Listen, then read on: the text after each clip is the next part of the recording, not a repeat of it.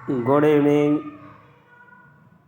मैं आर के शर्मा एसएसटी वाला के इस यूट्यूब चैनल पर आपका स्वागत अभिनंदन करता हूं। साथियों, आज की जो अपनी क्लास होने वाली है वह हिस्ट्री के 3rd चैप्टर की होने वाली है। फर्स्ट पार्ट है, इसके बाद सेकंड पार्ट होगा।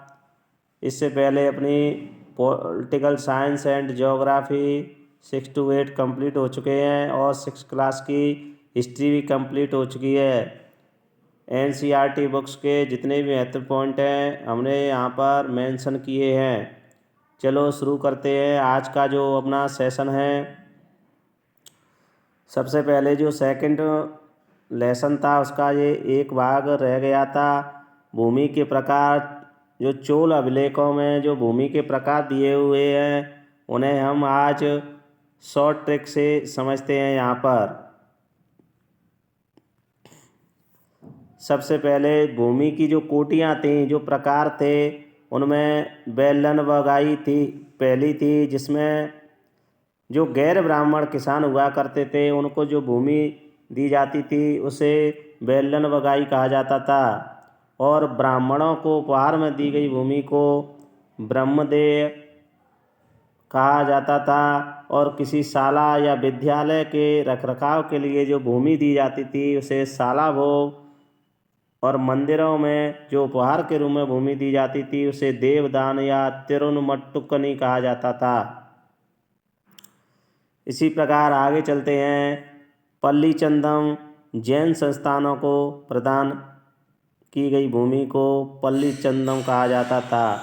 आप इसे ऐसे याद रख सकते हैं जैसे ब्राह्मण और ब्रह्मदेव दोनों सेम एक ही मिलते जुलते जैसे वाक्य हैं। इसी प्रकार शाला विद्यालय को कहा जाता है, तो शाला भोग भूमि विद्यालयों के लिए, और देवदान अर्थात मंदिरों में देवता के जो स्थान होते हैं। इसी तरह आगे नीचे चलते हैं। जैन संस्थान अर्थात को दान की गई भूमि को पल्ली चंदम कहा जाता है। आशा है आपकी समझ में आ गए होंगे। चलते हैं अगले नेक्स्ट पॉइंट पर। अगर कोई पॉइंट समझ में नहीं आए तो कमेंट बॉक्स में लिखना, द्वारा समझाने की कोशिश करेंगे। चैप्टर नंबर 3, दिल्ली के सुल्तान। यहाँ पर हम दिल्ली में जितने भी सुल्तान हुए उनका हम बारी बारी से देखते हैं, अध्ययन करते हैं। सबसे पहले जो दिल्ली पर शासन रहा था राजपूत वंश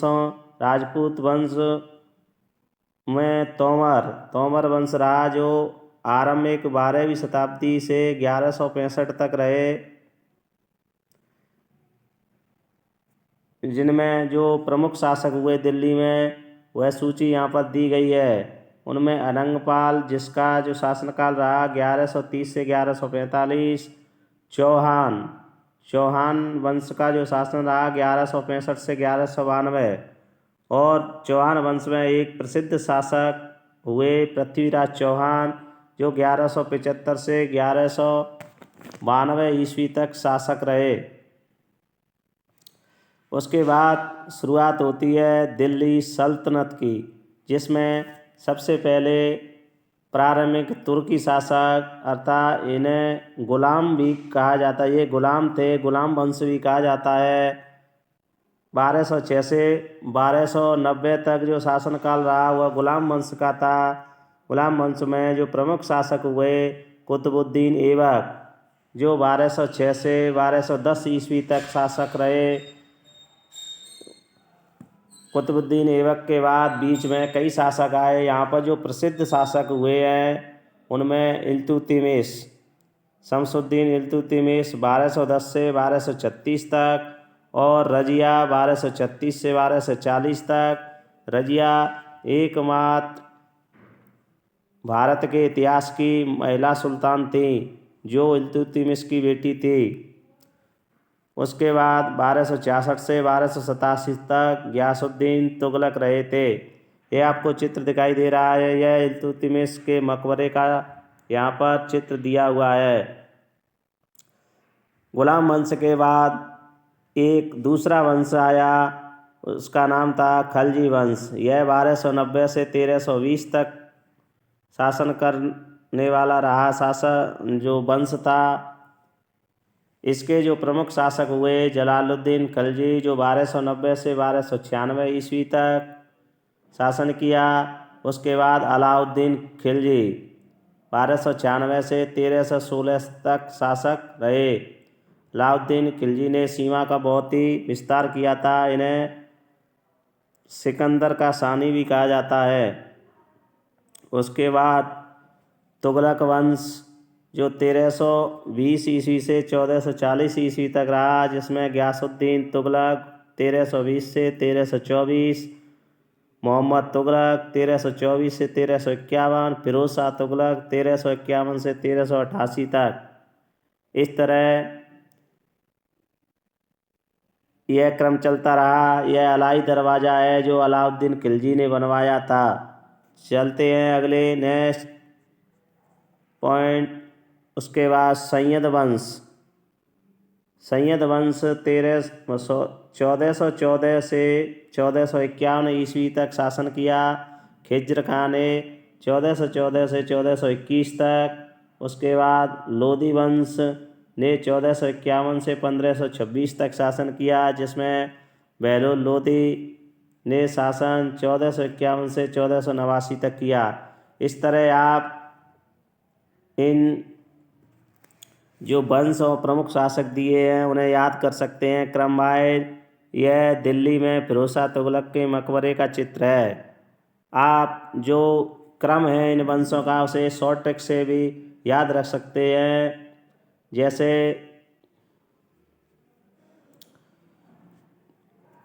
आप सबसे पहले गुलाम, तो ऐसे शॉर्ट ट्रिक यह लिख सकते हैं अपनी बुक में, गुल खिले शायद तुम लोगे। जैसे गुल खिले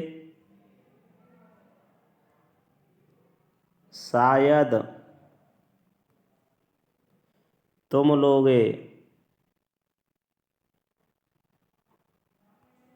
इस तरह यहाँ पर इस शॉर्ट ट्रिक से, जैसे गुल से गुलाम वंश, उसके बाद खिले से खिलजी वंश, शायद से सैयद वंश, तुम से तुगलक वंश और लो से लोधी वंश। इस तरह आप जो चारों वंशों का सल्तनत काल में शासन रहा उन्हें क्रमवार याद रख सकते हैं। आशा है समझ में आया होगा। नहीं समझ में आए तो कमेंट बॉक्स में लिखना, दोबारा समझाने की कोशिश करेंगे। चलते हैं अगले नेक्स्ट पॉइंट पर। दिल्ली के सुल्तान। हमने यहाँ पर एनसीईआरटी बुक्स के जितने भी महत्वपूर्ण बिंदु हैं सभी को ऐड किया है। आपको बुक्स हम वादा करते हैं पढ़ने की ज़रूरत नहीं होगी। इल्तुतमिश की एक बेटी थी रजिया, जिसका शासनकाल 1236 से 40 तक रहा, शासिका रही। यह हिंदुस्तान की पहली महिला शासिका थी। मिन्हाज ए सिराज एक लेखक हुआ करते थे, ने स्वीकार किया कि वह अपने भाइयों में सबसे योग्य थी। इसलिए इल्तुतमिश ने रजिया को ही उत्तराधिकारी चुना था, अपने बेटों को नहीं, बेटी को। चलते हैं अगले नेक्स्ट। यहाँ पर एनसीईआरटी बुक्स में जो रानी दी हुई हैं यह एग्जामों में पूछी जाती हैं, तो आपको विशेष का ध्यान रखना है कि रानी रुद्रमा देवी का जो शासनकाल रहा 1262 से 1289 तक, यह आंध्र प्रदेश के वारंगल क्षेत्र में काकताई वंश की थी। इन्होंने अभिलेखों में पुरुषों जैसा नाम लिखवाया था। एक अन्य रानी कश्मीर की दिद्दा का नाम भी प्रसिद्ध है। 980 से 1003 तक इन्होंने शासन किया। इन्हें का वास्तविक नाम दीदी था। गैरीसन शहर। गैरीसन शहर उन शहरों को कहा जाता था इनका बसाव किले के अंदर, जैसे एक किला बना हुआ होता था, इसके अंदर सैनिक रहते थे, तो उन्हें गैरीसन कहा जाता था, गैरीसन शहर। चलते हैं अगले नेक्स्ट पॉइंट पर। कुबत अल इस्लाम मस्जिद जो दिल्ली में स्थित है, इल्तुतमिश ने और अलाउद्दीन खिलजी ने विस्तार किया इसका, जो मस्जिद थी इसका विस्तार किया था और जिसका निर्माण कुतुबुद्दीन ऐबक ने करवाया था। जो सल्तनत के प्रमुख शासक रहे कुतुबुद्दीन ऐबक, इल्तुतमिश, फिरोज शाह, इन्होंने मीनारें बनवाई। मीनारें आप समझते होंगे, एक मंदिर होता था, आपने ताजमहल का चित्र देखा होगा, ताजमहल के चारों किनारों पर 4 खंभे जैसे बने हुए हैं, उन्हें मीनारें कहा जाता है। जामा मस्जिद दिल्ली में स्थित है। बेगमपुरी मस्जिद दिल्ली में स्थित है। जहाँपना नगर दिल्ली में स्थित है। बेगमपुरी मस्जिद को विश्व की स्वर्ण स्थली भी कहा जाता है। यहाँ पर हमने वही NCERT के मुख्य बिंदुओं को ही मेंशन किया है। मोहम्मद तुगलक, बेगमपुरी मस्जिद का निर्माण मोहम्मद तुगलक ने करवाया था। मक्का की ओर की दिशा को किबला कहा जाता है। आपको बता दें, भारत में जो मक्का पड़ता है वह भारत के पश्चिम दिशा में पड़ता है। जो मुस्लिम समाज के लोग हैं, नमाज पढ़ते समय पश्चिम की ओर मुँह करके खड़े होते हैं। मक्का की ओर जिस दिशा को मुँह करके खड़े होते हैं नमाज पढ़ते समय, उस दिशा को किबला कहा जाता है। चलेंगे अगले नेक्स्ट पॉइंट पर। मौठ की मस्जिद। मौठ की मस्जिद का निर्माण सिकंदर लोदी के मंत्री ने करवाया था। आप कमेंट बॉक्स में बताएं, सिकंदर लोदी के किस मंत्री ने मौठ की मस्जिद का निर्माण करवाया था। अगर नहीं आए तो कमेंट बॉक्स में लिखना, हम आपको उसका आंसर बताएंगे। पहले पर आपको बताना है जमाली कमाली मस्जिद, यह दिल्ली में निर्मित है, बाबर के समय निर्मित की गई थी। साथियों, आशा है कि आपको वीडियो पसंद आई होगी। सब्सक्राइब, लाइक एंड शेयर ज़रूर करना, जिससे कि आपको ऐसी ही वीडियो प्राप्त हो सकें। आपको एक भी क्वेश्चन इससे बाहर नहीं होगा, ये हमारा वादा है। अगर ऐसी वीडियो अन्य जो हिस्ट्री एंड ज्योग्राफी की आपको देखनी हो तो हमारे प्लेलिस्ट में जाकर देख सकते हैं। मिलते हैं अगले नेक्स्ट सेशन में नेक्स्ट वीडियो के साथ। धन्यवाद।